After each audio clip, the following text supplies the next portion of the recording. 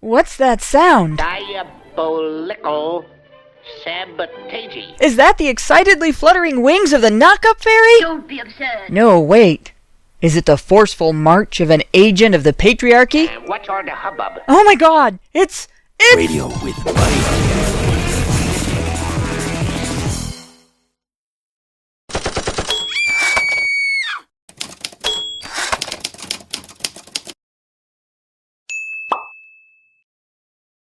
Last week, we began looking a bit more in-depth into lies used by feminist advocates to promote their narratives and their agenda.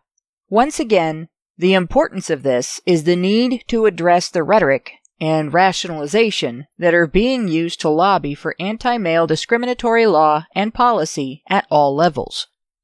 The movement begins with gendering human rights issues to exclude consideration for men and boys. They state that women's rights are human rights and human rights are women's rights, but then isolate a category of purported human rights that only apply to female humans and confer obligation upon male humans, usually enforced by government intervention.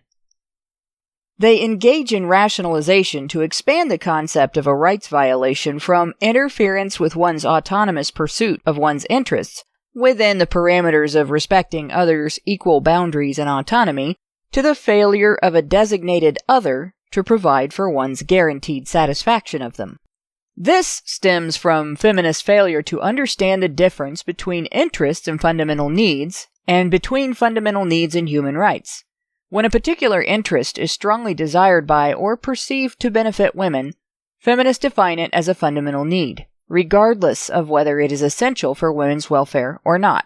Not satisfied to recognize the right to the pursuit of one's interests and fundamental needs, feminists define being provided by an outside source with conditions or factors to meet them as a woman's right. They design talking points around portraying men as stewards or even hoarders of resources for this purpose, without acknowledging men's role in their production, while simultaneously portraying women as deprived of resources without acknowledging the impact of their personal choices on their personal outcomes.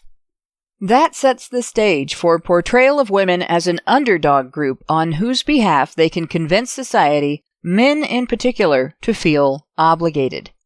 That sense of obligation to the underdog is then exploited by feminist groups and academics who designate themselves women's representatives, demand political concessions, legislation, and funding to advocate for women, and who then collect women's perceived entitlements, presumably for application to women's needs.